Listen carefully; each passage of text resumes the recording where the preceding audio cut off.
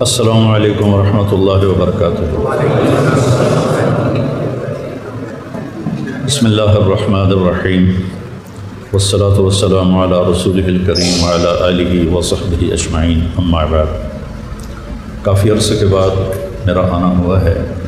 آپ سب نوجوانوں کو دیکھ کر بہت خوشی ہو رہی ہے کہ یہی عمر ہے جب آپ اپنی بنیاد کو یا صحیح بیس پہ کھڑا کریں یا غلط بیس پہ کھڑا کریں۔ تو ایک بنیاد یہ ہے کہ مجھے بڑا آدمی بننا ہے، یہ ہر آدمی کی خواہش ہے۔ وہ میرے چھوٹے چھوٹے نواسے ہیں، تو میرے ساتھ اس قسم کا پروٹوکول ہوتا ہے، تو وہ مجھ سے کہنے لگے نانا بابا ہم نے بھی بڑا آدمی بننا ہے، کیسے بنے؟ میں نے کہا تم میری جب ویڈیو بن رہی ہو تو آپ بھی آ جانا۔ تو وہ وہاں گاؤں میں آتے رہتے ہیں انٹرویو لینے والے، جب میں اپنے گاؤں میں ہوتا ہوں تو وہ ایک پارٹی آئی، ان کو بچوں کو پتہ چل گیا، سارے بھاگے بھاگے آئے اور آپس میں لڑ رہے کہ میں نے سامنے بیٹھنا، میں نے سامنے بیٹھنا۔ وہ سارے کیوں سامنے بیٹھ گئے۔ میں نے بات ختم کی تو جو ہی وہ پیک اپ ہوا تو میرے پاس آ گیا، نانا بابا اب ہم مشہور ہو جائیں گے؟ اور کب مشہور ہوں گے ہم؟ میں نے کہا جلدی ہو جاؤ گے انشاءاللہ۔ تو ہر انسان، مرد ہے عورت ہے، اس کے اندر ایک بڑا بننے کا جذبہ ہوتا ہے۔ اس کے لیے آج سہارا لیا جا رہا ہے پیسے کا، کہ پیسہ ہوگا تو پھر ہم جو مرضی کریں۔ پھر جب پیسہ سہارا بنتا ہے تو پھر اس کی یہ سوچ مٹ جاتی ہے کہ آگے بھی ایک زندگی ہے جہاں میں نے جا کے اس سارے کا حساب دینا ہے اور مجھے اس اللہ کے سامنے کھڑے ہونا ہے۔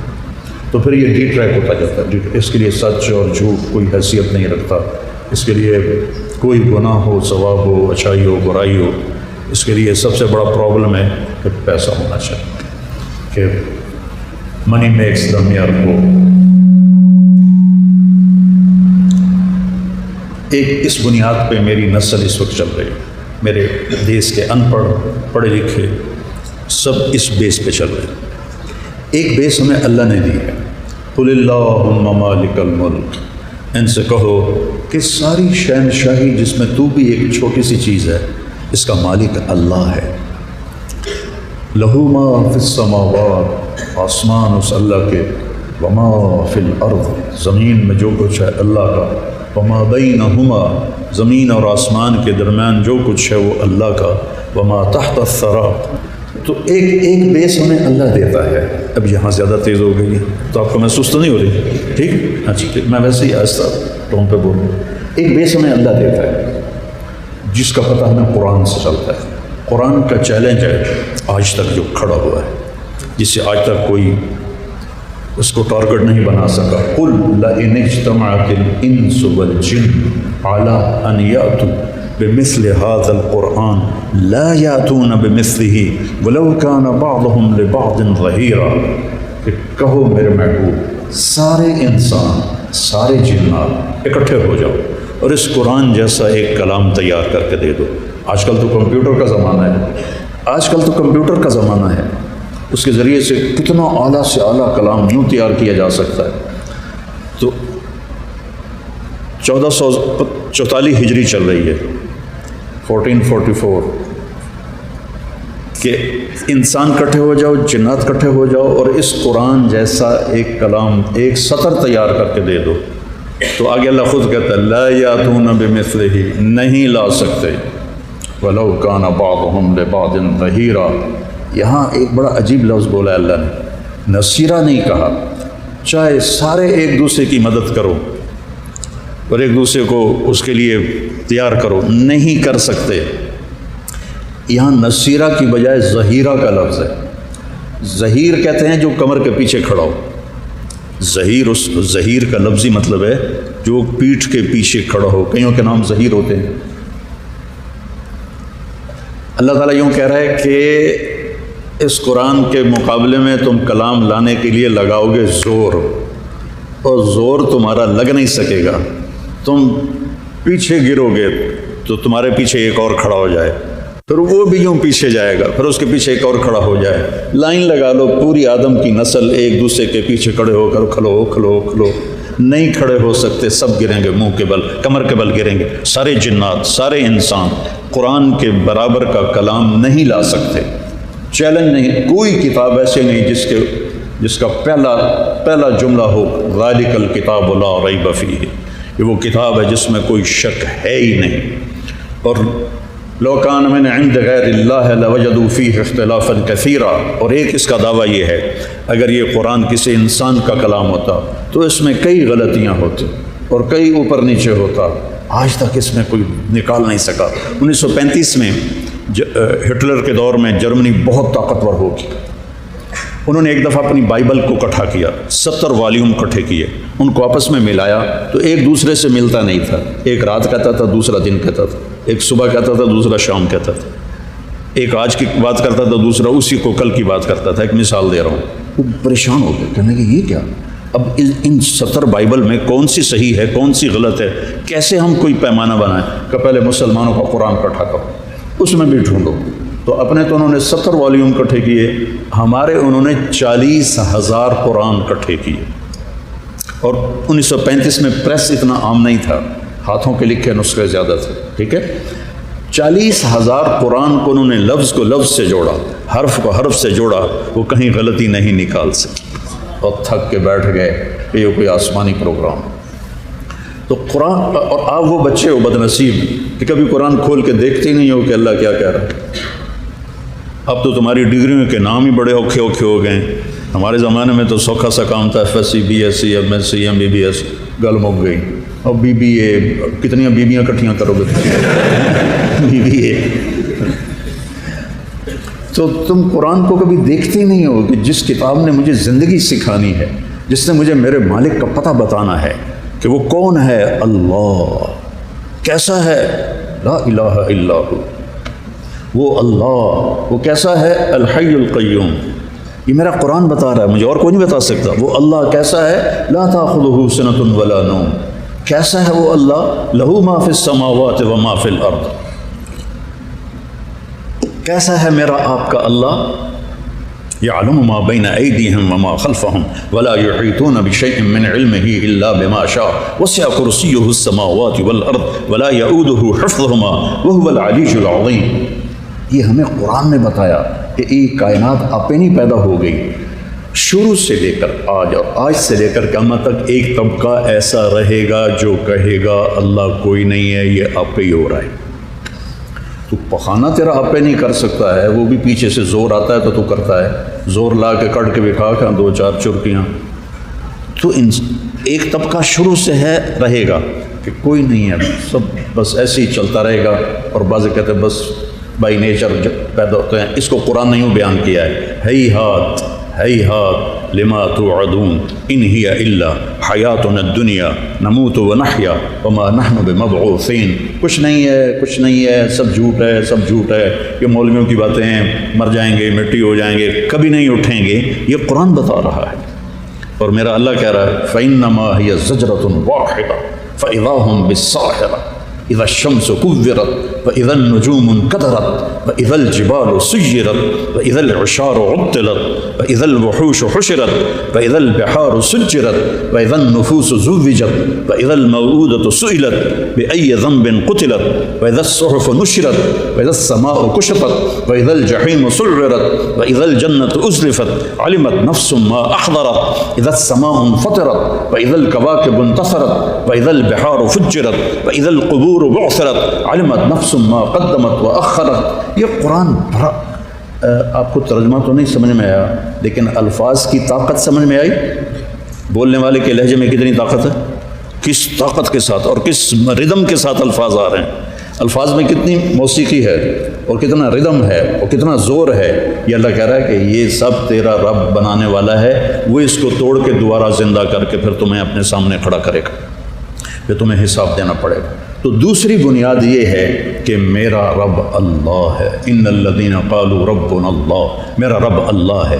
میں نے اور عزت کہاں سے آتی ہے، قل اللہم مالک الملک، بتا دو لمز والوں کو، ان کے پروفیسروں کو بھی اور ان کے بچوں کو بھی کہ مالک اللہ ہے پوری بادشاہی کا، تؤتی الملک من تشاء، جس سے چاہے بادشاہی دے، وَتَنزِعُ الْمُلْكَ مِمَّن تَشَاءُ، جس کو چاہے اس سے ملک چھین لے نہیں، چھین لے، نزع چھیننے کو کہتے ہیں، کیونکہ چپڑاسی اپنے کرسی نہیں چھڑتا تو بادشاہ کیوں نہیں چھڑے گا؟ تو تنزع الملک ممن تشاء، جس سے چاہتا ہے چھین لیتا ہے، جس کو چاہتا ہے دے دیتا ہے۔ وتعز من تشاء، عزت اوپر سے آتی ہے، عزت نیچے سے نہیں بنتی۔ اللہ تعالیٰ نے آج کے حکمرانوں کو حکومت بھی دی اور ذلیل بھی کر دیا۔ یہ میرے رب کی شہنشاہی ہے، یہ میرے رب کا کمال و جاہ و جلال ہے کہ ہوٹر بجتے ہیں، جھنڈے والی گاڑیاں ہوتی ہیں، آگے پیچھے ہٹو بچوں کے شور ہوتے ہیں، لیکن اللہ تعالیٰ نے ان کے ماتھوں پہ ذلت لکھ دی ہے کہ اندر دل کی گہرائیوں میں نفرتیں اللہ نے پیدا کر دی ہیں۔ یہ میرا رب ہے جو عزت میں ذلیل کر دے، ذلت میں عزیز کر دے، ذلت دے کر عزت دے دے، عزت دے کر ذلیل کر دے۔ وَتُعِزُّ مَن تَشَاءُ، اوپر سے عزت ہے، وَتُذِلُّ مَن تَشَاءُ، اوپر سے ذلت ہے۔ بِيَدِكَ الْخَيْرُ، ساری چیزوں کے خزانے اس کے ہاتھ میں۔ إِنَّكَ عَلَىٰ كُلِّ شَيْءٍ قَدِيرٌ، تو ہی تو ہر چیز پہ قادر ہے۔ بچوں ایک بیس یہ ہے کہ مجھے اپنے اللہ کو راضی کرنا ہے، اللہ مجھے بڑائی دے، ہم طلبگار ہیں۔ عزت کی طلب عیب نہیں ہے، عزت کی ہوس عیب ہے۔ پیسے کی طلب کوئی برائی نہیں ہے، پیسے کی ہوس، کیا فرق ہے ہوس اور طلب میں؟ ہوس میں آدمی اندھا ہوتا ہے، جیسا بھی ہو، کسی کو قتل کرنا پڑے، کسی کو اٹھوانا پڑے، کہیں مافیا سے مدد لینی پڑے، مجھے کچھ چاہیے، یہ غلط راستہ ہے، یہ ہوس ہے۔ عزت کے ساتھ اپنے طلب، یہ تو جانور کے اندر بھی ہے۔ یہ میرے گھر کا واقعہ، اپنا واقعہ سنا رہا ہوں۔ جب بیلوں کی زراعت ہوتی تھی اور 1961 میں سب سے پہلے میرے والد ٹریکٹر لے کر آئے تھے تحصیل میاں چنوں میں، کسی کے پاس ٹریکٹر نہیں تھا تو بیل ہوتے تھے، تو ایک بیل نے چارہ کھانا چھوڑ دیا، تو نوکر نے آ کر بتایا جی بیل ہمارے داند کہتے ہیں، یا داند جڑا ہے یا پٹھے نہیں کھاندہ پیا۔ تو میرے والد صاحب نے ڈاکٹر بلایا تلمبا سے، اس نے دیکھا، اس نے کہا جی تکلیف تو کوئی نہیں، ٹھیک، چلا گیا۔ تو انہوں نے ایک دیسی حکیم بلایا، اس نے بیل کو دیکھا تو کہنے لگا میاں صاحب اینو پٹھے کون پہندا ہے؟ تو ایک ہمارا نوکر تھا دتو، اللہ دیتا اس کا نام تھا، دتو کسائی کا، یہ ہے دتو کسائی کا، اوے اس نے بلایا، انہوں بیل کے آگے بیٹھایا اور جتی اس لا لی، 5-7 دے سر جڑے اس آندا جی پٹھے پاؤ، پٹھے پائے تو کھاون لگ گیا۔ وہ میرے والد صاحب حیران پریشان، بھی ایک ہی بن، تو اس کا نام تھا اللہ بخش، میرے والد کا نام بھی اللہ بخش تھا۔ وہ کہنے لگے اوے اللہ بخش کی جادو کیتا ہی؟ اس نے کہا جی جادو نہیں، یہ تھوڑے نوکر انہوں سوٹی ماری ہے تو یہ وٹ کھا گیا ہے، ہوں اپنا بدلہ تو لے نہیں سکتا، اج میں لتر مارے انہوں آئے گا میری عزت بن گئی، ہوں میں کہاں، یہ تو جانور کی۔ اور ایک میرا چشمدید واقعہ ہے، اب آنکھوں دیکھا، میں اور میرا چھوٹا بھائی، ہم چھوٹے چھوٹے تھے، ہم تانگے پہ سوار تھے، اور ہمارا گھوڑا تھا نکرا سفید، بڑا نخرے والا گھوڑا تھا، اس کو ذرا سا کوئی چھانٹا لگ جاتا نا تو غصے میں کھڑا ہو جاتا تھا، چلتا نہیں تھا کہ چھانٹا کیوں مارے، میں تو چل رہا ہوں تو چھانٹا کیوں مارا۔ تو ایک دن یہ واقعہ ہم دونوں بھائیوں کے ساتھ پیش آیا کہ ہم جا رہے تھے اور ہمارے کوچوان نے چاچا گامو رحمۃ اللہ علیہ اس کا نام تھا، اس کو چھانٹا مارا، وہ ایسے کھڑا ہو گیا، تو اس نے بڑی لگامیں کھینچی، وہ ہلا ہی نہیں۔ پھر دوسرا طریقہ ہوتا تھا بھائی 2-4 بندے بلا کے نا تو تانگے کے پہیے کو ایسے گھماتے تھے، تو 2-3 آدمی ادھر سے 2-3 ادھر سے ایسے گھماتے تھے تو گھوڑا چل پڑتا تھا۔ تو وہ گھمائے، اس نے اگلے پاؤں ایسے کر دیے، وہ اس کے آ کر دم کے ساتھ وہ ٹانگا لگے لیکن وہ ہلے ہی نہ، بھلا گھوڑے کی طاقت۔ جب سارے کام بیکار چلے گئے تو میرے بچوں، میری اولاد بیٹھے، اس نے پگڑی اتاری اور یوں اس گھوڑے کے پاؤں پر رکھی، آتا ہے اللہ دانا ہون کا ٹور پاؤ۔ اس کے بعد وہ آ کے بیٹھا اور اس نے لگام اٹھائی اور گھوڑا چل پڑا۔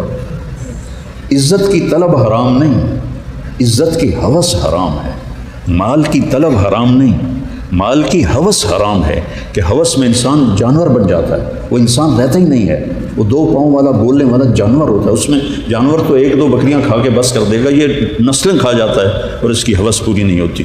تیمور لنگ نے 2 کروڑ انسان قتل کیے اپنی حکومت کی ہوس، وہ تو لٹیرا بادشاہ تھا۔ چنگیز خان نے 2 کروڑ انسانوں کو ذبح کیا۔ یہ اسٹالن جو ابھی گزرا ہے، اس نے 2 کروڑ انسان اشتراکیت کو وجود میں لانے کے لیے انسان قتل کیے۔ انسان جانور بن جاتا ہے۔ تو بچوں پہلے اپنی بیس ٹھیک کرو کہ میرا رب اللہ ہے، مجھے اپنے رب کو راضی کرنا ہے، اس کو راضی کرنے کے لیے جو مجھے اس نے پیمانہ دیا ہے وہ ہے میرے نبی محمد مصطفیٰ صلی اللہ تعالیٰ علیہ وسلم. ان کی مبارک اور پاکیزہ زندگی وہ میرے لیے نمونہ ہے. اللہ تعالیٰ نے اپنے محبوب صلی اللہ تعالیٰ علیہ وسلم کو جب آپ معراج پہ گئے تو اللہ سے پوچھا یا اللہ آپ نے ابراہیم کو خلیل بنایا, موسیٰ کو کلیم بنایا, داؤد کے لیے لوہا نرم کیا, سلیمان کو ہوا تابع کر کے دی اور عیسیٰ کے لیے مردے زندہ کیے, تو میرے لیے کیا ہے؟ تو اللہ تعالیٰ نے فرمایا میرے محبوب اولیس قد اعطیتک افضل من ذلک کلہ, میں نے آپ کو سب سے اعلیٰ چیز عطا فرمائی ہے. کہ وہ کیا ہے؟ کہ اللہ ذکرت الا ذکرت معی, قیامت تک تیرا میرا نام اکٹھا رہے گا, کبھی جدا نہیں ہو سکتا. پھر اللہ تعالیٰ نے اپنے نام میں کوئی نقطے والا حرف استعمال نہیں کیا. اللہ کوئی نقطہ ہے نہیں, محمد کوئی نقطہ ہے, ٹھیک ہے. ہم لوگ کیا کہتے ہیں؟ خدا. خدا فارسی کا لفظ ہے, یہ اللہ کا نام نہیں ہے. اللہ کا نام ہے, بولو اللہ, بولو یہاں سے لے کر آسمان تک نور پھیل گیا. اللہ نے اپنا نام رکھا ہے اللہ, اور لفظ اللہ کی یہ خصوصیت کہ اس میں نقطے والا حرف کوئی نہیں, چونکہ نقطے والا حرف کمزور ہوتا ہے کہ وہ اپنا مطلب بتلانے کے لیے کسی اور چیز کا محتاج ہے. الف اپنا مطلب بتلانے کے لیے محتاج نہیں, با اپنا مطلب بتلانے کے لیے ایک نقطے کی محتاج ہے.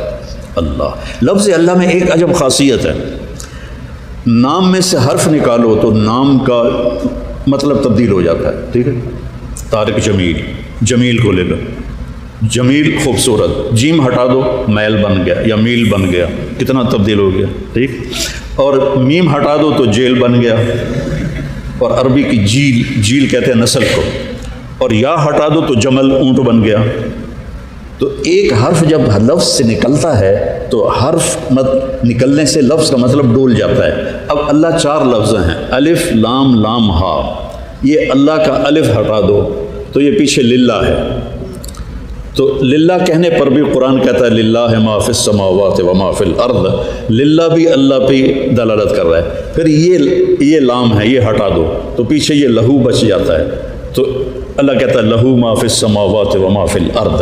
پھر آخری لام ہٹا دو تو پیچھے الہ بچ جاتا ہے, تو اللہ کہتا ہے وہو الذی فی السماء الہ و فی الارض الہ. پھر سارے ہی حرف ہٹا دو اور صرف ہو, آخری ہا رہنے دو, ہو, تو اللہ لا الہ الا ہو, الف لام میم اللہ لا الہ الا ہو کہو تو اللہ پہ جاتا ہے, لہو کہو تو اللہ پہ جاتا ہے, الہ کہو تو اللہ پہ جاتا ہے, للہ کہو تو اللہ پہ جاتا ہے, اللہ کہو تو اللہ ہی ہے, اللہ تو پھر اللہ ہی ہے.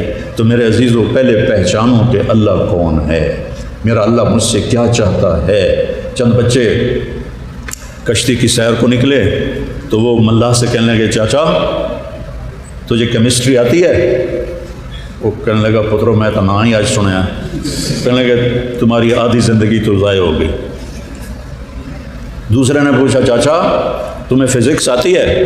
کہ پتر ساری زندگی کشتی وائی ہے, میں نے کی پتہ فزکس کی ہوندی, جگہ تیری آدھی زندگی ضائع ہو گئی. اتنے میں موج آ گئی, کشتی ڈولنے لگی, تو ملا نے پوچھا پترو ترنا آمدہ جے؟ انہوں نے کیا کوئی نہیں, لیکن میری ادھی گئی تو ساری گئی.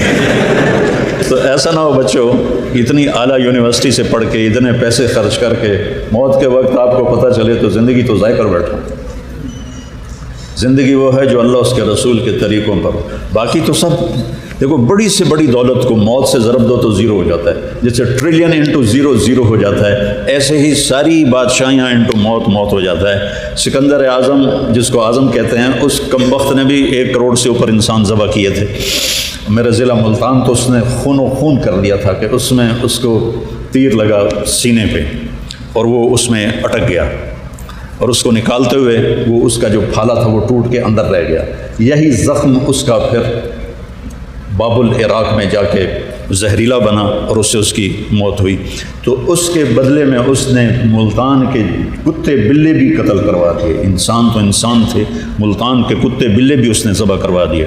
اور اتنی بڑی سلطنت کا 16 لاکھ مربع میل سلطنت کا وہ مالک بنا, اور مرا کب 32 سال 10 مہینے 8 دن, 33 سال بھی پورے نہیں کی, 32 سال 10 مہینے 8 دن. اور اس بے سود پڑا تھا, ہائے کوئی ہے مجھ سے میری ساری حکومت لے لے اور مجھے میرے گھر پہنچنے کی مہلت دے دے, میں گھر میں مرنا چاہتا ہوں. اللہ تعالیٰ نے باب کہ شہر میں اس کو مارا اور اس کی سلطنت پارا پارا ہو گئی اس کے مرتے ہی۔ اس کا ایک ہی بیٹا تھا، اس کو اس کے سالار نے پانی میں غوطے دے دے کے مار دیا، گردن اڑا کے اس کا قصہ ختم کرتا، غوطہ دیتا نکالتا، غوطہ دیتا نکالتا، غوطہ دیتا نکالتا۔ جس طرح اس نے انسانوں کو بے دردی سے مارا تھا، اس کی نسل اسی طرح زیرو، ایک ہی بیٹا تھا، زیرو ہو گئی۔ تو میرا عزیزو، موت کے ساتھ جب ضرب کھائیں گے تو زیرو ہو جائیں گے۔ تو موت سے پہلے میرا اللہ مجھ سے کیا چاہتا ہے، اس کو اللہ سے مانگو، اس کو اللہ کی بارگاہ میں، اور قرآن کو کھول کے پڑھا کرو کہ قرآن کیا کہتا ہے۔ وہ ایک ایسے واقعہ، صحیح واقعہ ہے، ایک بچہ رات کو، اس کو ایک آیت یاد نہیں ہو رہی تھی، فَإِنْ آمَنُوا بِمِثْلِ مَا آمَنْتُمْ بِهِ فَقَدِ اهْتَدَوْا۔ اب اس کو دہرا رہا تھا، وَإِنْ آمَنُوا بِمِثْلِ مَا آمَنْتُمْ بِهِ فَقَدِ اهْتَدَوْا فَقَدِ اهْتَدَوْا فَقَدِ اهْتَدَوْا۔ تو صبح صبح ایک عورت نا اتنا پیالہ دہی کا لے کے آ گئی۔ پھکا ہماری زبان میں تھوڑی چیز کو کہتے ہیں، پھکا، پھکا دیں یار۔ تو وہ آگے قاری صاحب کہنے لگے، قاری صاحب تھوڑا شاگرد ساری رات تڑفدا رہا، آندا رہا، پھکا دہی تدے ہو، پھکا دہی تدے ہو، پھکا دہی تدے ہو، میں دہی لے کے آئی ہاں، کھوا چھڈو۔ تو قرآن بچوں ہمیں زندگی کا راستہ بتاتا ہے، ہمیں منزل کا پتہ بتاتا ہے کہ موت کے بعد زندگی تو موت کے بعد شروع ہونی۔ آپ کی جوانی گزر جاتی ہے پڑھتے پڑھتے، آپ کے جو جذبات کی عمر ہے وہ کھا جاتی ہے پڑھائی، اور پھر اس کے بعد کئی بچے سوچ رہے ہوتے ہیں فلاں ملک میں جاؤں گا، فلاں ملک میں جاؤں گا، وہیں مجھے جاب مل جائے گی، میں جاب کر لوں گا۔ میرے بیٹو پردیس میں 100 سے زیادہ ملکوں میں پھرا ہوں، مجھ سے بہت پوچھتے ہیں یہ آپ کو سب سے زیادہ اچھا کہاں فیل ہوتا ہے؟ میں نے کہا مجھے اپنے گاؤں رئیس آباد میں فیل ہوتا ہے کہ نقل فؤادک حیث شئت من الهوى ما الحب الا للحبیب الاولی کم منزل فی الارض یالفہ الفتى وحنینہ ابدا لاول منزلی۔ کہ ایک شاعر عرب کہتا ہے جہاں مرضی دنیا میں چلا جا، گھر کا پیار کبھی تو اپنے دل سے نکال نہیں سکتا۔ تو پھر جو باہر جاتے ہیں وہ اتنی مشقتیں اٹھاتے ہیں، اتنی مشقتیں دیکھتے ہیں، تو زندگی تو مشقتوں میں بیت جاتی ہے۔ جب آؤٹ پٹ لینے کا وقت ہوتا ہے تو زندگی کی اثر ہو چکی ہوتی ہے۔ شیر شاہ سوری کا ایک جملہ سناتا ہوں۔ شیر شاہ سوری نے 60 برس کی عمر میں دلی کو فتح کیا اور اپنی حکومت قائم کی۔ تو کہنے لگا افسوس میرے سر پہ حکومت کا سورج اس وقت چمکا ہے جب میری اپنی زندگی کا سورج غروب ہونے والا ہے۔ 66 سال کی عمر میں کالنجر کو فتح کرتے ہوئے وہ ایک گولہ بارود پہ گرا اور بارود پھٹا، زخمی ہو کے شہید ہو گیا۔ تو ہماری زندگی ساری اس شیر شاہ سوری کے بول کے گرد گھومتی ہے۔ جب ہمارے لیے فراخی کے دروازے کھلتے ہیں تو ہماری زندگی کی شام ہو رہی ہوتی ہے۔ تو اللہ نے زندگی موت کے بعد رکھی ہے، جب وہ اٹھائے گا اور ہمیں حساب سے گزرنا پڑے گا۔ ہم پیپر دے رہے ہیں، رزلٹ دیکھنا پڑے گا، اور جب کسی آدمی کا رزلٹ خراب نکلا تو اللہ کی طرف سے اعلان ہوگا اس کو پکڑو۔ یہ پولیس یہاں سے پکڑتی ہے، وہ پولیس آئے گی یہاں سے پکڑے گی، یہاں مجھے دیکھو سارے یہاں ہے، اور اگر یہاں سے پکڑ کر یوں جھٹکا دیں گے، ایسے جھٹکا دیں گے، اس کا یہ جبڑا نکل کے وہ وہاں تک چلا جائے گا۔ وہ کہے گا رحم کرو، رحم کرو، رحم کرو۔ وہ کہیں گے رحمان نے رحم نہیں کیا، ہم کیسے رحم کریں؟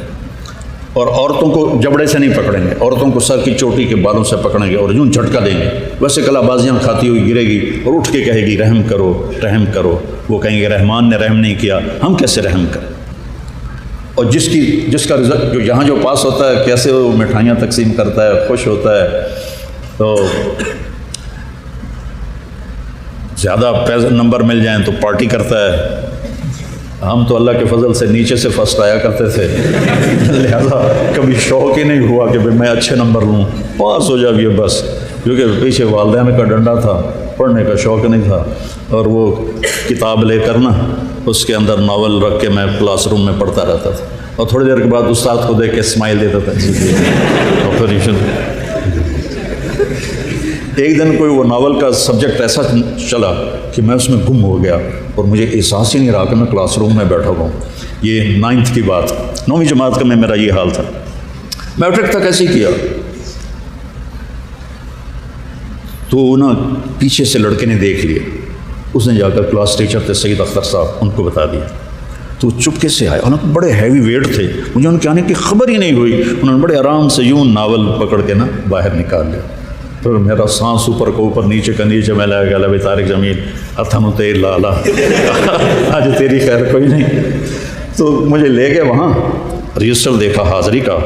تو میرے رب کی میرے اوپر مہربانی تھی، انہوں نے نا لڑکوں کو حاضر ہونے کے لیے کہ کوئی غیر حاضر نہ ہو، ایک ترغیبی وعدہ کیا ہوا تھا کہ جس دن ساری کلاس حاضر ہوگی کسی لڑکے کو سزا نہیں ملے گی. تو اس دن میرا مقدر ساری کلاس حاضر تھی، اور سال میں صرف ایک دفعہ حاضر ہوئی، جس دن مینو لتر پڑھنے آنا اس دن کلاس حاضر تھی. تو کہنے کہ طارق جمیل صاحب یو آر ویری لکی، آج ساری کلاس حاضر ہے، جائیے آپ کو معاف کیا جاتا ہے. میں نے کہا سر تھینک یو، بہت مہربانی. اور جب امتحان قریب آتا تھا واللہ میں آپ کو صحیح ایسا تم کرنا نہیں ہے، یہ میری فضولیات ہیں، کہیں اس پہ چلنا پڑنا. اب صبح مثلاً کیمسٹری کا پیپر ہے، سارا سال میرے لیے برابر ہوتا تھا، چاہے شروع کا ہو چاہے آخر کا ہو. تو فلمی رسالے پڑھتا رہتا تھا اور ہزاروں گانے مجھے یاد تھے جنید جمشید کی طرف. تو میں کتاب لیتا رسے بند کرتا، یا اللہ کل جڑا پیپر کوشچن آ رہا ہے میں تو پتہ نہیں، تو میں پڑھیا بھی کوئی نہیں، یا اللہ مہربانی کر تو کل دا کوشچن میں نے دکھا دے. بسم اللہ. اب جب وہ نکل آتا تھا تو حافظہ میرا اچھا تھا، میں نے رٹے کبھی نہیں لگائے. تو 2-4 صفحے ادھر دیکھے، 2-4 صفحے ادھر دیکھے، پھر کتاب کو بند کیا. پھر یا اللہ میں کچھ نہیں پڑھیا، کل پیپر دکھا دے. بسم اللہ. میں نے ساری کلاسیں اس طرح پاس کی، بسم اللہ دی برکت نال. تم اعوذ باللہ پڑھ لو، یہ میں نے بات اچھی نہیں سنائی آپ کو. تو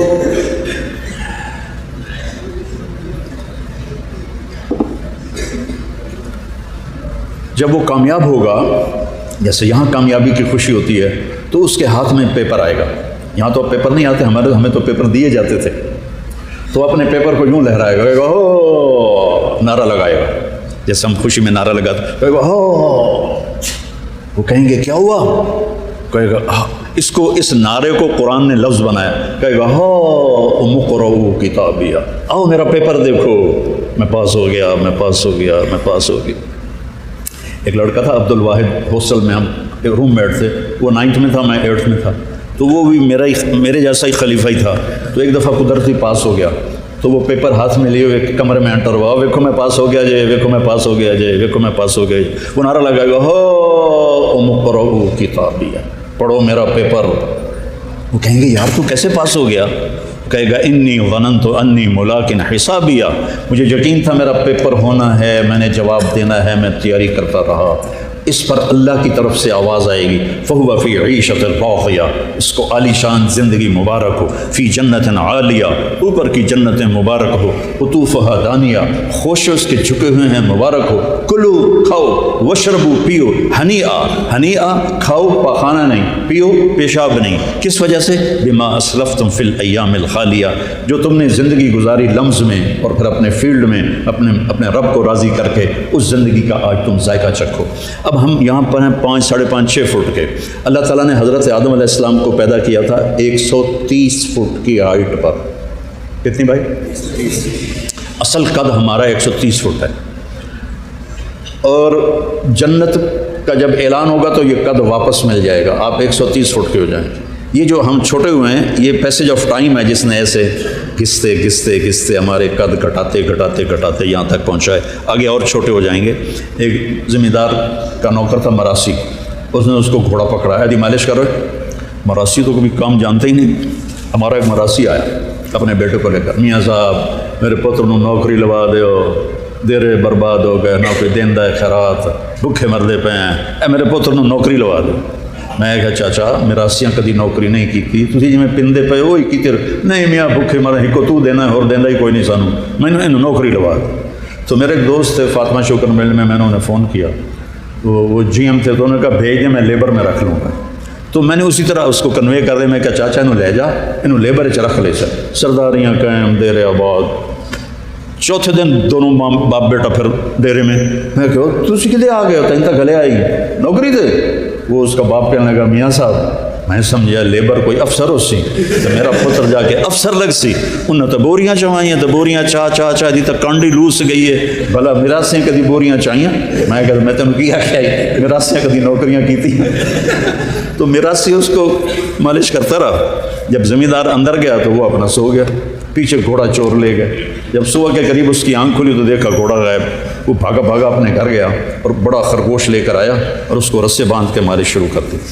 تھوڑی دیر کے بعد زمیندار آ گیا, کہنا اوے گھوڑا کے دے گے سائیں آئے کھلوتا ہے. کوئی فٹے منہ تیرا گھوڑا ہوئے تو خرگوش ہے. نہیں سائیں گھوڑا ہے, ساری رات انہوں میں مالش کی تھی, تو گھس گھس گھس گھس گھس کے تو بس خرگوش بن گیا. تو ہم بھی جو یہ 5 ساڑھے 5 پونے 6 فٹ کے ہیں, یہ ہم وہ گھس گھس کے ایسے ہو گئے. اللہ اس کو ریورس کرے گا. ہر مرد عورت ایمان والا اللہ اس کو 130 فٹ کی ہائٹ دے گا اور 100 جوڑے پہنے گا. ابھی میں نے ویسٹ کوٹ پہنی ہوئی ہے, موسم بدلا ہے, مجھے اس کا وزن محسوس ہو رہا ہے. وہاں 100 جوڑے پہنے گا اور ایسے 2 انگلیوں میں 100 جوڑے آ جائیں گے, چونکہ وہ اس کا جو دھاگا ہے وہ کاٹن سے نہیں ہوگا, اس کا دھاگا نور سے ہوگا. یہ لائٹ جل رہی ہے, مجھے اس کا کوئی وزن نہیں محسوس ہو رہا. یہ لائٹیں جل رہی ہیں, ان کا کوئی وزن آپ کو محسوس نہیں ہو رہا. نور کا وزن نہیں ہوتا تو وہ دھاگا نور سے ہوگا. 100 جوڑے اللہ پہنائے گا, سر پہ تاج رکھے گا جس کا ادنا موتی مشرق اور مغرب کو شرمائے گا اور کہے گا چل وینقلب الی اہلہ مسرورا. وہ خوش خوش اپنے گھر کی طرف آئے گا. عورت ہے تو اس کا قد بھی 130 فٹ کی ہائٹ پہ چلا جائے گا. اور پھر ایمان والے جب پل صراط کو پار کریں گے اور جنت کے دروازے پر پہنچیں گے تو آگے دروازے بند ہوں گے. آپ نے فرمایا سب سے پہلے میں جنت کا دروازہ کھلواؤں گا اور میں اونٹنی پہ سوار ہوں گا. بلال میری اونٹنی کی لگام پکڑ کے میرے ساتھ ساتھ آگے آگے چلے گا. سب سے چھوٹا جنتی جس کو کہتے ہیں 1 مرلے کا مکان, وہ یہ ہماری زمین 24,000 کلومیٹر ہے. اس کو 10 ٹائم کیا جائے گا اور اللہ تعالیٰ اس بندے سے کہے گا میرے بندے تمہیں یہ جہنم سے نکلے گا بڑے لطر کھاتا ہوا. سب سے آخر میں میرے نبی کی آنکھ پہ قربان جاؤں کا میں دیکھ رہا ہوں وہ جہنم سے نکل رہا ہے. اس کا نام جوہینہ ہے, اس کا قبیلہ بھی جوہینہ ہے. سبحان. ابھی وہ آیا بھی نہیں اور آپ کی آنکھ دیکھ کے بتا رہی. ہم اس نبی کی آنکھ کو جھٹلا کے آج کل کے پروفیسروں کی آنکھ کا اعتبار کریں تو اس تو بڑی چگل شاہی کوئی نہیں. کیا احمقانہ حرکت کہ نبی کی آنکھ کو جھٹلا دیا جائے. آپ نماز پڑھا رہے تھے اور نماز میں چلنا شروع کر دیا اور چلتے چلتے دیوار کے قریب چلے گئے. پھر ہٹتے مصلی کے کنارے پر آ گئے. جب سلام پھیرا تو صحابہ نے پوچھا یا رسول اللہ یہ کیا کیا؟ فرمایا کہ میں نماز پڑھا رہا تھا تو اللہ نے مجھے جنت دکھائی. جنت 7ویں آسمان پر ہے. کیا نظر ہے. اور جنت تو بڑی چھوٹی شے ہے. جن آنکھوں نے اللہ کو دیکھ لیا ہو وہ کیسی آنکھ ہو, جن آنکھوں نے اللہ کو دیکھا ہو وہ کیسی آنکھ ہو. وہ اپنی آنکھ سے دیکھ کر بتا رہے ہیں کہ دنیا دھوکے کا گھر ہے, مچھر کا پر ہے, مکڑی کا جالا ہے. اس کو گزرگاہ بنا کے چلے جاؤ. اس کی خاطر ایمان نہ بیچو, عزت نہ بیچو, آبرو نہ بیچو. ہم خود تراشتے ہیں منازل کے سنگ میل. ہم وہ نہیں ہیں جن کو زمانہ بنا گیا. ہماری زندگی کے اقدار ہیں. ہمارے مزوں کا جہان اللہ نے آگے سنبھال کے رکھا ہوا ہے اور اسے روزانہ سجاتا ہے, روزانہ سجاتا ہے. تو سب سے چھوٹا جنتی جب جنت کے دروازے پر آئے گا اور دروازہ کھلے گا تو اس کا نوکر دروازہ کھولے گا تو اس کے سامنے یوں جھکے گا. یہ ہمارے سرائی کی بیلٹ میں نا گوڑوں کو ہاتھ لگاتے ہیں تو وہ یوں ایسے جھکے گا. کہے گا جی کیا کر رہے ہو؟ کہا تم فرشتے ہو؟ کہا نہیں میں تو آپ کا نوکر ہوں اور میرے جیسے 80,000 نوکر ہیں آپ. وہ اتنا حیران ہوگا. وہ پھر اس کو لے کے چلے گا تو آگے 40 سال کا کارپیٹ بچھایا جائے گا اس کے لیے. 40 سال کا کارپیٹ اور 80,000 نوکر ایسے کھڑے ہوں گے اور کہیں گے ہمارے آقا آپ بہت دیر سے آئے. وہ کہے گا تسی شکر کرو میں آئی. بڑے لطر کھاتے ہیں فرشتے دے, شکر کرو میں آ گیا. اب وہ اس کو لے کے اچھل رہے ہیں, کود رہے ہیں, میوزک چل رہا ہے. جنت میں ایک درخت ہے جس کا نام ہے فیض.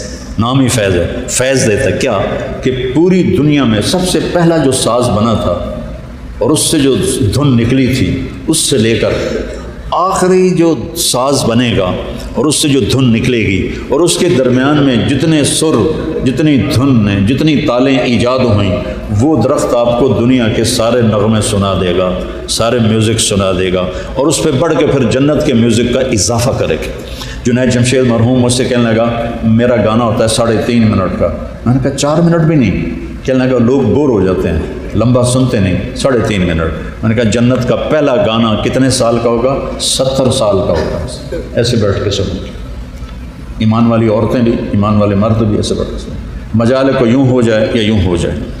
تو پھر ایک بڑے خوبصورت میدان میں پہنچیں گے تو وہاں اس کو کہیں گے ہمارے آقا بھوکے آئے ہیں تو ان کو کھانا کھلاؤ گا. 80,000 نوکر ہیں, ایک ہاتھ میں ڈونگا ہوگا, ایک ہاتھ میں گلاس ہوگا ایسے, ایک یوں سے.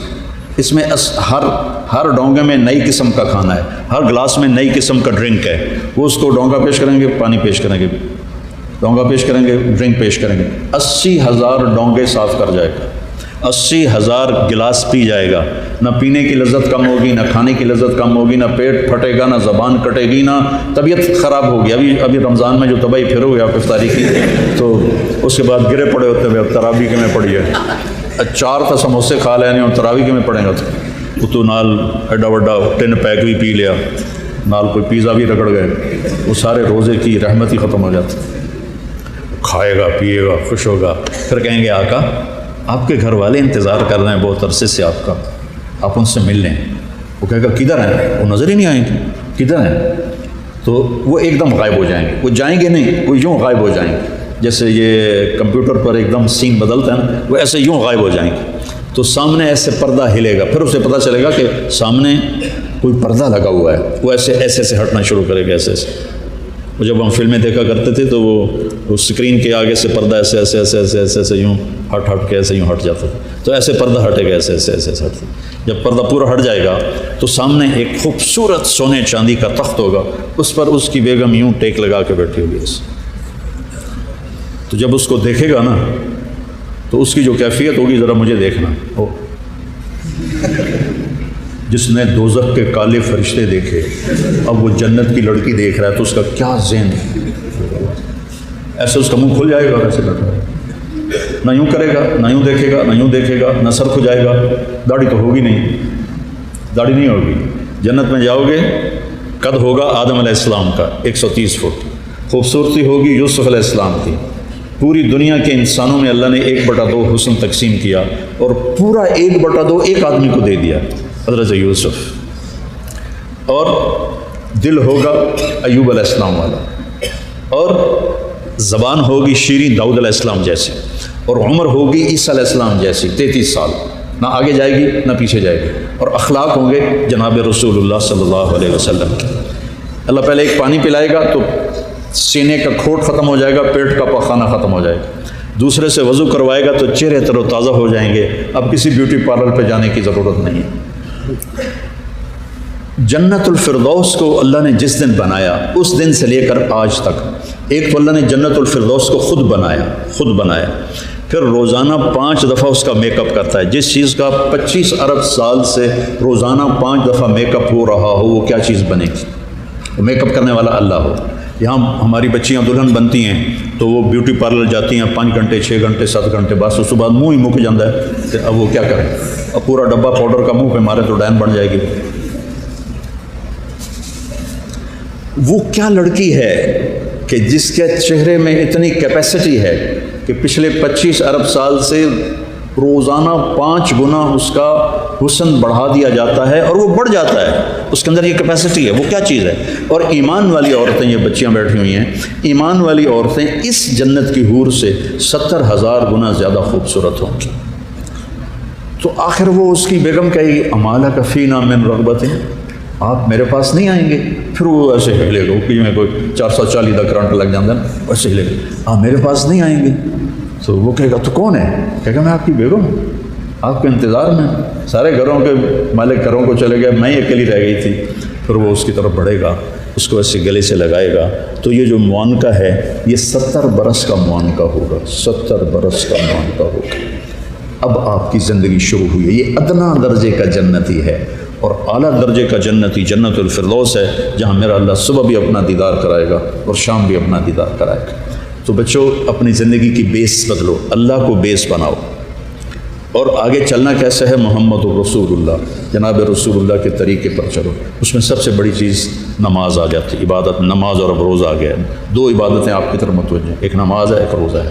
اور نماز کو جی لگا کے پڑھو، سمجھ کے پڑھو کہ میں اللہ سے بات کر رہا ہوں. حضرت علی علیہ السلام کا فرمان ہے جب میرا جی چاہتا ہے کہ میں اللہ سے باتیں کروں تو میں نماز پڑھتا ہوں، اور جب میرا جی چاہتا ہے کہ اللہ مجھ سے بات کرے تو میں قرآن پڑھتا ہوں.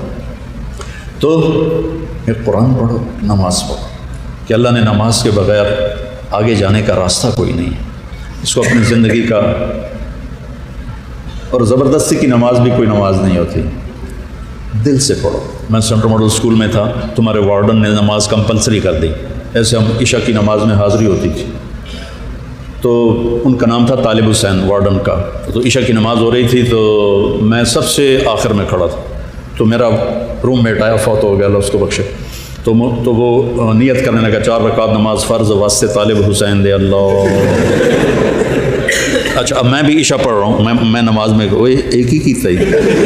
وہ مجھے کہتا میں طالب حسین دی پڑھتا پیا, کہڑا اللہ دی پڑھتا پیا, اللہ اکبر. زبردستی کی نماز دل سے پڑھو اللہ کے بعد. نماز کی کوئی معافی نہیں. اگر نماز کی معافی ہوتی ان 15 صدی میں تو حسین علیہ السلام کو معافی ہوتی, جب نیزے گھوم رہے تھے اور تیر چل رہے تھے اور تلواروں کی جھنکار تھی, اور وہ نواسہ رسول جنت کے نوجوانوں کے سردار ہیں, جنت کے سردار ہیں, نبی کے دلارے ہیں. چھوڑ دیتے نماز کے, ہوں تم مردے پہ ہیں, اللہ دے نام تے آپ پہ اگاں جا کے کریں کے سجدے نہیں. جو ہی سورج ڈھلا تو اپنے ایک زہیر بن قین ان کے رائٹ سائڈ کے ساتھی تھے, ان کو بقایا کہ یہ شمر سے کہو مجھے نماز پڑھنے تھی. تو انہوں نے آگے بڑھ کر شمر سے کہا کہ نماز پڑھنے تھی. تو وہ کہنے لگا ہم نماز کے لیے جنگ بند نہیں کریں گے. تو امام حسین علیہ السلام نے فرمایا شدو پھر ادھر آ ستم گر ہنر آزمائیں تو تیر آزما ہم جگر آزمائیں. کہ تو تیر چلا میں نماز پڑھوں گا. نماز پڑھی, ظہر کی نماز ادا کی, نہیں چھوڑی کسی حال میں, کوئی عذر نہیں کسی لڑکی کے لیے, کسی لڑکے کے لیے, کسی بڑے کے لیے, کسی چھوٹے کے لیے. تو کہ جی پڑھی نہیں جانتی, پڑھی نہیں جانتی, یا جی سستی ہو گئی. اب جب امتحان قریب آتا ہے پھر تو کوئی نہ کوئی نماز کا سجدہ دیتے ہو نا, یا اللہ پاس کر دیں. میں بھی بڑا نمازی بن جاتا تھا جب, چونکہ میں نے تو کچھ پڑھا ہی نہیں ہوتا تھا, تو لہٰذا میرا تو سارا توکل نماز پہ تھا یا بسم اللہ پہ تھا. لہٰذا ایک دفعہ آپ کو میں عجیب سنوں, FSC کا پریکٹیکل تھا بایولوجی کا, زالوجی کا. تو میں کہا یا اللہ, جمعے کا دن تھا, میں نے کتاب اٹھائی, میں نے کہا یا اللہ اے میں رکھدا پیا. تو میں سمجھ لگا, میں نے خواب بھی کھا دے کی آمنا. اب تم اس پہ عمل نہ کرنا, ویسے دلچسپی کے لیے سنا رہا ہوں. میں نے تھوڑی دیر بعد خواب دیکھا کہ میں ٹیبل پہ, چیئر پہ ہوں, سامنے ٹیبل ہے, تو خرگوش سامنے لا کے رکھے جا رہے ہیں, لڑکوں کے خرگوش. اس طرف سے ایک پروفیسر آتے ہیں جو سفید شرٹ سلیو لیس اور سفید پینٹ ہے, اور آ کر وہ کہتے ہیں ریبٹ کی ڈسیکشن کر کے اس کا ڈائجسٹو سسٹم وہ ذرا دکھاؤ ہمیں. اور اس کے بعد 4 سوال اور تھے, اور اس کے بعد تھا کوئی 5 ہو گئے نا, تو کوئی سے 3 سوال حل کریں. میں جناب آنکھ کھلی, میں کتاب چاہی, میں نے کھولا, پہلے سیڑھوں پڑھیا, اس کے بعد پھر وہ جو سوال تھے مجھے یاد تھے میں نے وہ پڑھے. جب میں گیا پریکٹیکل کے لیے تو پہلے خرگوش آ گئے. میں کہہ لیا بھائی پہلا کام تو اللہ نے پورا کر دیا, میں بھی تیار ہو گیا. لے بھائی ڈسیکشن سیٹ میرے پاس پڑا ہوا تھا, اور وہ ڈائجسٹو سسٹم سارا میں رٹا لا لیا ہے. اس کے بعد 4 سوال آئے, ان 4 میں 3 سوال وہ تھے جو میں نے خواب میں دیکھے تھے, 1 آؤٹ آف خواب تھا.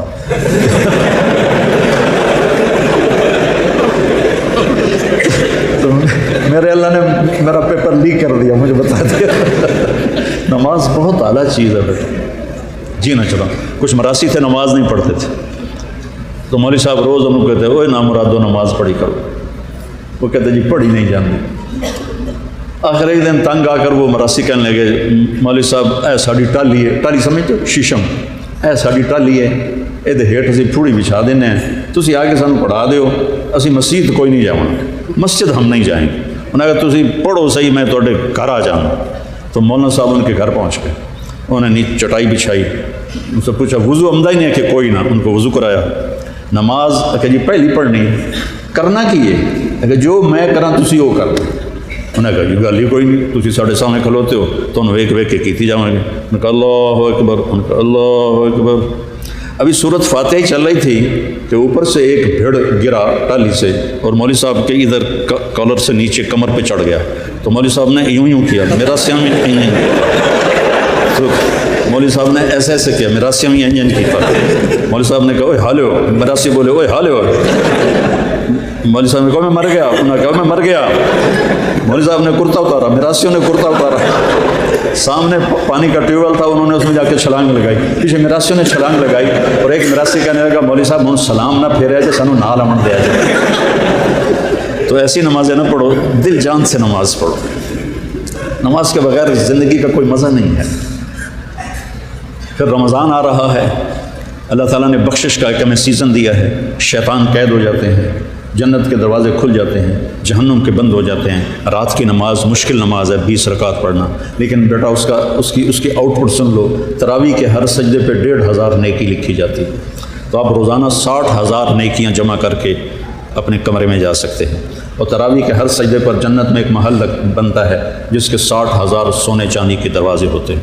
اور جب 30 رمضان ہوتی ہے یا 29 رمضان ہوتی ہے تو اس رات اللہ تعالیٰ روزے رکھنے والوں کے پچھلے سارے گناہ مٹا دیتا ہے۔ رمضان کہتے ہیں جلنے کو، جلنا۔ رمضان میں گناہ جلتے ہیں بھوک کی آگ میں، اور اپنے سحری افطاری کو اس طرح رکھو کہ تمہیں بھوک لگے، تمہیں کچھ کمزوری کا احساس ہو، تم یہاں تن کے کھاؤ سحری، تن کے کھاؤ افطاری، اور نہ تمہیں بھوک لگے نہ پیاس لگے، تو روزے کا جو جسمانی فائدہ ہے وہ ختم ہو جائے گا، کیونکہ روزہ آپ کے جسم کے سارے جتنے نیگیٹو خزانے اکٹھے ہوتے ہیں نا ان کو دھو دیتا ہے۔ فاقہ پورے جسم کی صفائی کر دیتا ہے۔ لیکن جیسے ہماری افطار پارٹیاں ہوتی ہیں، شکر ہے سحری کی پارٹیاں نہیں ہوتی، اب تو سنا ہے سحری کی بھی ہوتی ہیں، تو مناسب کھاؤ، سادہ پانی سے روزہ افطار کرو، مغرب کی نماز پڑھو، پھر چاہے تم 3 پیک پیو یا جو پیو، ٹھنڈے پانی سے روزہ افطار نہ کرو، ٹھنڈے مشروب سے روزہ افطار نہ کرو۔ سارے دن کی گرمی ہوتی ہے تو جب اس پہ ٹھنڈا پانی پڑتا ہے تو وہ سکڑ جاتا ہے، اس کو تکلیف ہوتی ہے۔ روزے آ رہے ہیں، اللہ سے بخشش کا راستہ ہے، اللہ سے مانگنے کا مہینہ ہے، اور قرآن اس پہ اترا ہے، قرآن کو سامنے رکھو۔ اور پھر بیٹا آپ لوگ اکٹھے پڑھتے ہو، لڑکے لڑکیاں، ہماری ایک حد ہے، ہم وہ حد کراس نہیں کر سکتے۔ بوائے فرینڈ گرل فرینڈ ہمارا کلچر نہیں ہے، ہمارا کلچر نکاح ہے۔ ہم عزت کے ساتھ اپنی بچیوں کے لیے رشتہ تلاش کرتے ہیں، والدین بیٹے کے لیے رشتہ تلاش کرتے ہیں، پھر ان کو بندھن میں باندھتے ہیں، پھر عزت کے ساتھ رخصت کرتے ہیں۔ ہم جانوروں کی طرح نہیں ہیں، ہم سیکس فری کلچر نہیں ہیں، ہم پابند لوگ ہیں۔ ہمارے لیے اللہ تعالیٰ نے ایک خوبصورت زندگی کا انتخاب کیا ہے۔ مغرب کی عورت اتنی مظلوم ہے کہ جتنا بھی جھوٹ بولو وہ سچ، اتنی مظلوم ہے۔ آزادی کے چکر میں وہ اتنی مظلوم ہو گئی، جتنا میں پھرا ہوں یورپ، امریکہ، کینیڈا میں، اتنے وہاں کے رہنے والے وہاں نہیں پھرے، جو گھاٹ پھر بیٹا پابندیوں میں ہماری عزت۔ اللہ کے نبی نے اپنی 4 بیٹیوں کی شادیاں کی، خود آپ نے 11 شادیاں کی، شادی کر کے بتایا کہ زندگی کیسے گزاری جاتی ہے، شادی بچیوں کو رخصت کر کے بتایا۔ اور باقی بیٹیوں کے نکاح تو ہو گئے تھے، پہلے حضرت زینب کا نکاح پہلے ہو گیا تھا، حضرت رقیہ کا نکاح پہلے ہو گیا تھا، تو ام کلثوم رضی اللہ تعالیٰ عنہ حضرت رقیہ کے انتقال کے بعد ان کی شادی کی۔ سب سے زیادہ جو اہتمام ہوا وہ سیدہ فاطمہ کے نکاح کا ہوا کہ ابو بکر صدیق نے رشتہ مانگا، آپ نے معذرت کر دی، عمر رضی اللہ عنہ نے رشتہ مانگا، آپ نے معذرت کر دی۔ تو عبد الرحمن بن عوف نے حضرت علی علیہ السلام سے فرمایا کہ تو جا کر رشتہ مانگ، تجھے مل جائے گا۔ کہنے کہ میرے پاس تو ذاتی گھر بھی کوئی نہیں اور میں تو بہت غریب ہوں، مجھے رشتہ کیسے دیں گے؟ کہ تم جاؤ تو صحیح۔ تو آپ تشریف لائے اور آ کے بیٹھ گئے۔ 21 برس آپ کی عمر تھی، تو شرم کی وجہ سے بولا نہیں جا رہا۔ اب میرے نبی تو دیکھ رہے ہیں کہ دل میں کیا سوچ ہے۔ آپ نے فرمایا علی کیسے آئے؟ وہ چپ، خاموش۔ آپ نے تھوڑی دیر بعد کہا فاطمہ کے رشتے کے لیے آئے ہو؟ تو انہوں نے کہا سر ہلایا کہ جی۔ آپ نے کہا انشاءاللہ انشاءاللہ انشاءاللہ کہہ کے اٹھ گئے، گھر چلے گئے۔ حضرت علی باہر نکلے اور عبد الرحمن بن عوف پہ چڑھائی کر دی۔ دیکھا نا، میں نے تمہیں کہا تھا مجھے نہ بھیجو، انکار ہو گیا ہے۔ تو عبد الرحمن بن عوف نے پوچھا کیسے انکار ہو گیا؟ کہا کچھ بولے ہی نہیں، اٹھ کے گھر چلے گئے۔ تو کہنے لگا عبد الرحمن بن عوف کچھ بولے تھے کوئی لفظ؟ کہنے کہ ہاں انشاءاللہ کہا تھا۔ کہا تو مبارک ہو گیا تیرا رشتہ۔ کہا وہ کیسے؟ کہ نبی کا انشاءاللہ ہاں ہوتا ہے، چونکہ اللہ اور نبی کی منشا ایک ہی ہوتی ہے، انشاءاللہ، اگر اللہ نے چاہا۔ اللہ اور اللہ کے رسول کی چاہت ایک ہی ہوتی ہے۔ اب آپ نے یہ کیوں کہا جبکہ جبریل آئے؟ اس سے علی کے آنے سے پہلے جبریل آ گئے تھے کہ اللہ کہہ رہے ہیں فاطمہ علی کے لیے ہے، فاطمہ کا رشتہ علی کے لیے۔ تو پھر آپ چپ کر کے اٹھ کے گھر چلے گئے۔ یہ والدین کے لیے بڑا پیغام میں دے رہا ہوں۔ آپ نے بیٹی کو بلایا کہ فاطمہ علی کا رشتہ آیا ہے، ہاں کر دوں؟ سبحان اللہ، کیا لیسن ہے! علی کا رشتہ آیا ہے، ہاں کر دوں۔ آپ کا کیا خیال ہے فاطمہ نے انکار کرنا تھا؟ تو آج کی بیٹیاں 90% انکار نہیں کرتی، کھوتے نال باندھ دے تو باندھے گھوڑے نال باندھ دے، چپ کر کے بیچاری چلی جاتی ہیں، سسک سسک کے زندگی گزار دیتی ہیں۔ تو فاطمہ جیسی بیٹی نے انکار کرنا تھا، جنت کی عورتوں کی سردار، تو جب تک انہوں نے ہاں نہیں کی میرے نبی نے قدم نہیں اٹھایا۔ یہ پیغام دیا ہے کہ بچی کو بھی حق ہے اس سے پوچھو کہ فلاں جگہ تمہارا رشتہ ہے، کر دیں۔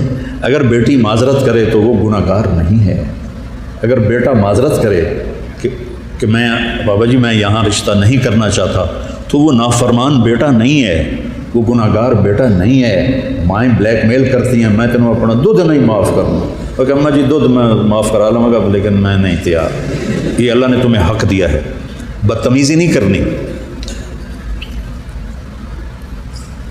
اور شادی وہی کامیاب ہوتی ہے جو ارینج ہوتی ہے، وہی عشق کامیاب ہوتا ہے جو ناکام ہو جائے۔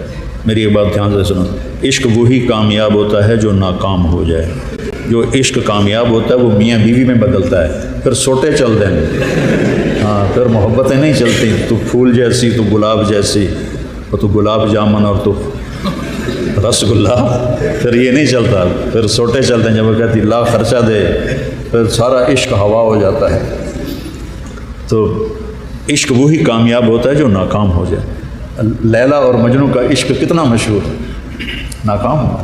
میں تو عربوں کی تاریخ بڑی پڑھی ہے، مجھے تو بہت مزہ آتا ہے ان کی تاریخ پڑھ کے۔ جب ناکامی ہوتی ہے تو پھر شاعری پھوٹتی ہے، وَهَلْ تَبْكِينَ لَيْلَا إِذَا مِتُّ قَبْلَهَا۔ سننا ہر شعر میں لیلا کا نام آئے گا، ہر شعر میں۔ وَهَلْ تَبْكِينَ لَيْلَا إِذَا مِتُّ قَبْلَهَا وَقَامَ عَلَى قَبْرِ النِّسَاءُ النَّوَائِحُ، ایک شعر ہو۔ كَمَا لَوْ أَصَابَ الْمَوْتُ لَيْلَا بَكَيْتُهَا وَجَادَ لَهَا دَمْعٌ مِّنَ الْعَيْنِ الصَّافِحُ، دوسرے شعر میں بھی لیلا۔ وَأَغْبَتُ مِن لَيْلَا بِمَا لَا أَنَالُهُ وَلَا كُلُّ مَا قَرَّتْ بِهِ الْعَيْنُ طَائِحُ، تیسرا شعر پھر لیلا۔ وَلَوْ أَنَّ لَيْلَ الْأُخَيْلِيَّةَ سَلَّمَتْ عَلَيَّ وَدُونِي جَنْدَلٌ وَصَفَائِحُ، چوتھا شعر اس میں لیلا۔ عشق وہی کامیاب ہوتا ہے جو ناکام ہو جائے۔ حمامۃ بطن الوادیین ترنمی سخاک الغر الغوادی مطیرها ابینین لا ما زال ریشک ناعما ولا زلت فی خضراء غد نظیرها۔ یہ کبوتر کو دیکھ کے شاعری ہو رہی ہے کہ کبوتر آیا لیلا کے خیموں کی طرف سے، لیلا کے قبیلوں کی طرف سے، تو اس کو اس کا ترجمہ کر دیتا ہوں، کہتا ہے ارے لیلا کی وادی سے گزرنے والے کبوتر، تھوڑا لیلا کا حال تو سنا، اور ذرا ٹھہر کے سنانا، ذرا لے میں سنانا، ذرا سر میں سنانا۔ اللہ تجھے ہمیشہ جوانی دے اور تو ہمیشہ سبز گھاس کھاتا رہے۔ عشق وہی کامیاب ہوتا ہے جو ناکام ہو جائے۔ شادی ایک بہت بڑا عہد نامہ ہے، ایک نسل کی پرورش کا، وہ ایک پورا شادی ایک ادارہ ہے جس میں مرد اپنی خواہشات کو عورت کے لیے، عورت اپنی خواہشات کو مرد کے لیے قربان کرتے ہیں، اور پھر اگلی نسل کو چھاؤں مہیا کرتے ہیں۔ تو بچوں حیا کے ساتھ زندگی گزارو، پڑھو کٹھے پڑھو، لیکن گرل فرینڈ بوائے فرینڈ یہ ہمارا کلچر نہیں ہے۔ ہم عزت کے ساتھ اپنے بچوں کو بھی بیاہتے ہیں، عزت کے ساتھ اپنی بچیوں کو بھی بیاہتے ہیں۔ اللہ نے آپ کو حق دیا ہے، آپ معذرت کر سکتے ہیں، ماں کے پاؤں پکڑ لو، باپ کے پاؤں پکڑ لو کہ میں یہاں شادی نہیں کر سکتا، آپ میرا کہیں اور رشتہ کر دو، تو آپ گناہ گار نہیں ہیں۔ بچی بھی کر سکتی ہے، اماں جی میں یہاں نہیں کرنا چاہتی، آپ کہیں اور میرا کر دیں، میں یہاں نہیں کرنا چاہتی، وہ گناہ گار نہیں ہے۔ میرے نبی نے مجھے خوبصورت دین دیا ہے، کوئی شدت والا دین نہیں دیا۔ اپنی پڑھائی کے ساتھ اپنی حیا کی چادر سمیٹ کے رکھو، اپنے آپ کو خوددار بنا کے رکھو، اپنی عزت اور پاک دامنی کا خیال رکھو، تو اللہ تبارک و تعالیٰ آگے تمہیں ان آنکھوں سے جنہوں نے حرام نہ دیکھا اور پردہ جھکا لیا، انہیں اللہ اپنا دیدار کرائے اور صبح شام اپنا دیدار کرائے۔ تو بیٹا ایک زندگی ہے جو امانت ہے، اور کل تک آج زندہ ہیں کل چلے جائیں گے، اس کو اس طرح گزارو کہ اللہ ہم سے راضی۔ نمازوں کے بعد 4 چیزیں زندگی میں اکٹھی کر لو۔ ایک ہمیشہ سچ بولو، ایک کسی کو دھوکہ نہ دو، ایک اپنے اخلاق اچھے کر لو، اور ایک رزق حلال کماؤ، حرام نہ کماؤ، تو دنیا بھی تمہاری ہے، آخرت بھی تمہاری۔ یہ سیکھنے کے لیے تبلیغ کا کام ہے، اس میں اگر آپ 3 دن جاتے رہیں گے تو انشاءاللہ آپ کو فائدہ ہوگا۔ جب آپ فارغ ہو جائیں کچھ زیادہ وقت لگا لیں، مسجد کا اہتمام کریں، اور قرآن کو روزانہ 2-4 سطر پڑھ لو۔ آ جاؤ قرآن پڑھو اللہ کے واسطے، کہ میرا اللہ کیا کہتا ہے، اسے پڑھو۔ اپنے نبی کی زندگی پڑھو، میرے نبی نے کیسے زندگی گزاری۔ اپنے نبی کی اولاد کی زندگی پڑھو، اہل بیت کو پڑھو کہ انہوں نے زندگی کیسے گزاری، کس طرح اللہ کے نام پر 18 میرے نبی کے گھرانے کے افراد سر کٹا کے نیزوں پہ چڑھ کے۔ تو سارے بچے اس کی نیت کرتے ہو نا؟ چلو درود شریف پڑھو۔ اللہم لک الحمد کما انت اہلہ وصلی علی محمد کما انت اہلہ وفل بنا ما انت اہلہ انک اہل التقوی و اہل المغفرہ۔ یا اللہ یہ ہماری نئی نسل ہے، یہ ہمارا سرمایہ ہے، یہ ہماری دولت ہیں، یہ ہمارا سب کچھ ہیں، یہی ہماری معیشت ہیں، یہی ہماری عزت ہیں۔ یا اللہ ان بچوں کو قبول فرما لے، ان کو عزت والی جوانی عطا فرما، غیرت والی جوانی عطا فرما، ان کی جوانیوں کو فرشتوں سے زیادہ پاکیزہ بنا، ان پر اپنی رحمت کو نازل فرما، ان کو اپنی محبت کی نظروں سے دیکھ، ان کے آپس میں محبتیں پروان چڑھا، ان کے آپس کے ماں باپ کے ساتھ تعلق پروان چڑھا۔ یا اللہ ان کو اپنے علم میں کامیابیاں نصیب فرما۔ یا اللہ اس ادارے کو خیر کے پھیلنے کا ذریعہ بنا، ہدایت کے پھیلنے کا ذریعہ بنا۔ یا اللہ ان سارے بچوں کو مسجد کا عادی بنا، سچ بولنے والا بنا، دیانتداری کی دولت نصیب فرما، اچھے اخلاق نصیب فرما، رزق حلال نصیب فرما، ان کی شادیوں کے اچھے جوڑ مقدر فرما، ان کو ہر روپ میں ایک کامیاب انسان بنا۔ جب یہ طالب علم ہوں تو کامیاب ہوں، جب یہ ڈگریوں والے ہوں تو کامیاب ہوں، جب یہ جاب والے ہوں تو کامیاب ہوں، جب ان کی شادیاں ہوں تو ایک بہترین خامد ہو، جب ان کی اولاد ہو تو بہترین والد ہوں، جب ان کی شادیاں ہوں تو بہترین بیوی ہوں، جب ان کی اولاد ہو تو بہترین ماں بنے۔ یا اللہ یہ ساری نعمتیں خوبیاں ہماری نسل کو عطا فرما، ہماری نسل کو عطا فرما۔ یا اللہ ہم تجھ سے نا آشنا ہیں، ہمیں اپنی محبت و معرفت نصیب فرما۔ تیرے نبی سے نا آشنا ہیں، ہمیں اپنے نبی کا تعارف نصیب فرما، ہمیں وہ پاکیزہ زندگی نصیب فرما۔ یا اللہ ہم میں جو بیمار ہیں ان کو صحت عطا فرما، جو تنگ دست ہیں، تنگی کے شکار ہیں، ان کی تنگی دور فرما، جن کی ضرورتیں حوائج اٹکی ہوئی ہیں ان کو اپنے غیب سے پورا فرما۔ یا اللہ جو مقروض ہیں ان کے قرضے ادا کروا۔ یا اللہ جو ہم میں ایمان پہ دنیا سے چلے گئے ان کی قبروں کو ٹھنڈا فرما۔ یا اللہ جب ہمارے جانے کا وقت آئے تو ایمان پہ ہمارا خاتمہ فرما۔ ان سارے بچوں کو بہت بہت جزائے خیر نصیب فرما جنہوں نے اس محفل کا اہتمام کیا، اور یہ سارے بچے بچیاں تشریف لائے، ان کو اپنے خزانوں سے بہترین صلہ نصیب فرما، اور بار بار ایسی مجالس کے قائم کرنے والا بنا، اور ہم سب سے راضی ہو جا۔ جو کوئی کمی کوتاہی ہو بول میں اس کو اپنے فضل سے معاف فرما۔ وصلی اللہ تعالی نبی الکریم آمین۔ السلام علیکم ورحمۃ اللہ۔